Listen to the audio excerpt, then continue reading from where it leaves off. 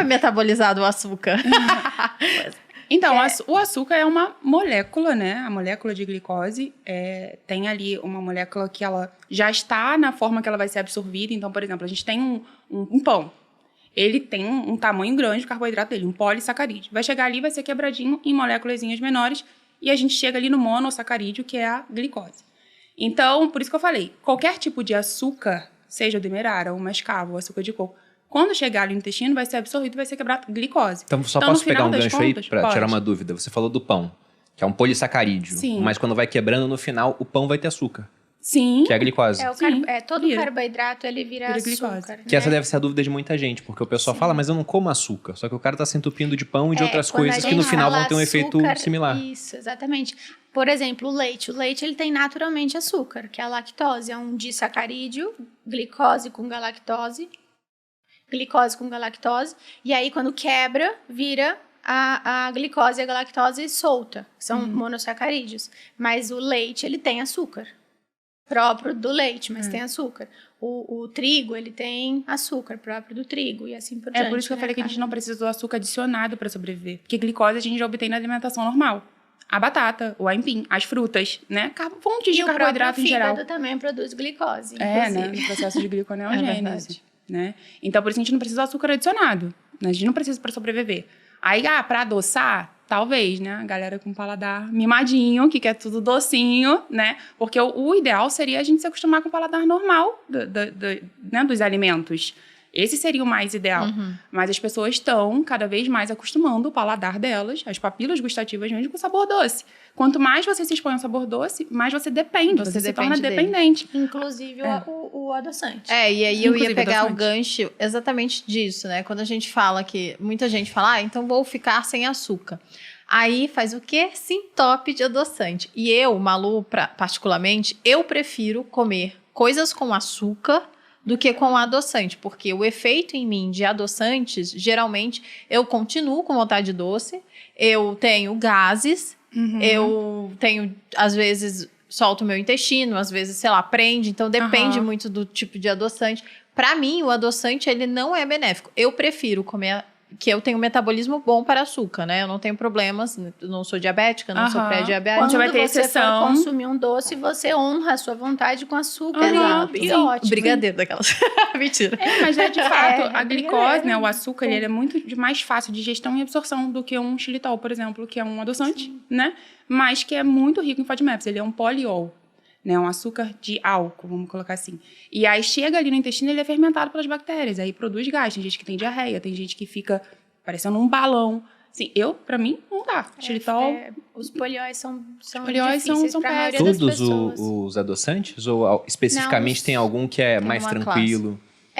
Os adoçantes, a gente tem a classe dos naturais e dos artificiais, né? Dos naturais, a gente tem os polióis. A gente tem os calóricos, que aí seria o suco da maçã, ou a tâmara, né? Ou o mel, o agave. E tem os não calóricos, que seria estévia, por exemplo. Né? Tamaltina também. Mas stevia é o melhorzinho deles. É que o sabor não é tão legal, às vezes. Ele é um pouco mais amargo, né? Mas ainda tem formas de se extrair uma estévia que não tem gosto residual. Mas aí a gente fica naquela, como é que foi extraído? Com o que foi extraído? Tipo... Né? Passa a ser uma planta que se tornou algo que eu não sei como é que veio. Pode ser que, de fato, seja tudo bem, mas eu não sei como é que se extrai o amargor da estévia, né? Eu já encontrei algumas opções que são ok. Agora, se é realmente natural... Ali tá ali, estévia, né? A planta da estévia. Sim. Mas, assim, falando dos tipos de adoçante, tem os artificiais também, que seriam os grandes problemas. Então, acessulfame, sacarina. Coca-Cola saiu aí recentemente, né? Acho que a OMS estava batendo na Coca-Cola por conta do acessulfame ainda que tinha nela, que tem ainda, enfim. A Coca-Cola Zero, né? Faz mal esse? Muito mal? Muito mal. Zero. Eu acho bizarro, né? Quando a pessoa... Eu não tomo refrigerante, mas eu acho muito engraçado quando a gente olha e fala assim, refrigerante zero, o negócio é gigante, você bebe aquilo, o negócio é doce e não tem nada, como assim? Eu sempre penso no Sófocles, nenhuma grande bênção entra na vida dos mortais sem uma maldição. Se é bom demais pra ser verdade, então não é verdade. Algo vai acontecer. A gente só não sabe ainda. Ou não é bom demais, né? Daqui a 20 anos a gente vê, caramba, não era bom, né? Agora tá todo mundo aí com tal problema.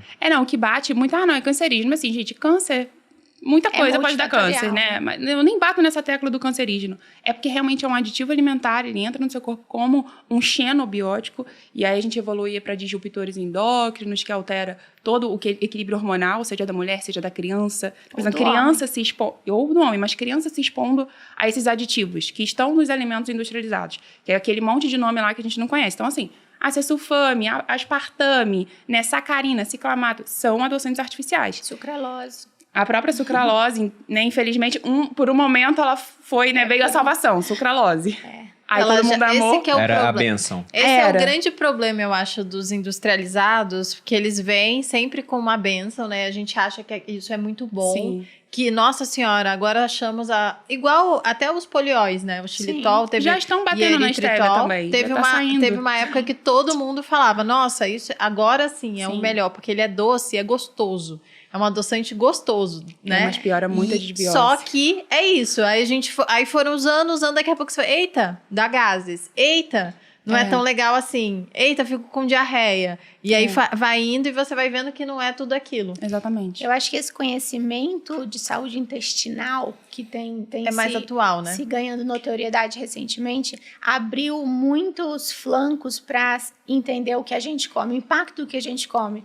Porque antes era engorda ou emagrece, né? Era meio que era dividido dessa forma. Hoje, com o conhecimento de saúde intestinal, de modulação da saúde intestinal, entendeu-se que existe eixos bidirecionais com o cérebro, com a tireoide, com a pele. Então, a gente tem comunicação com neurotransmissores não só a nível intestinal, mas, de fato, a comunicação e utilização a nível cerebral. O que é a microbiota, o que é uma desbiose, uma SIBO, uma CIFO.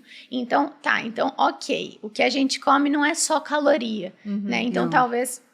Acredito que parte daquilo que você falou, não era tão criticado o açúcar, eu acho que as pessoas gostam, na verdade, é da porrada mesmo, do sensacionalismo, e alguém tem que ser vilão em algum momento, como já foi o ovo, como já foi a gordura, e o açúcar entrou como vilão, porque também existe a parte da indústria dos fit, né? Então, isso a gente não pode ignorar, né?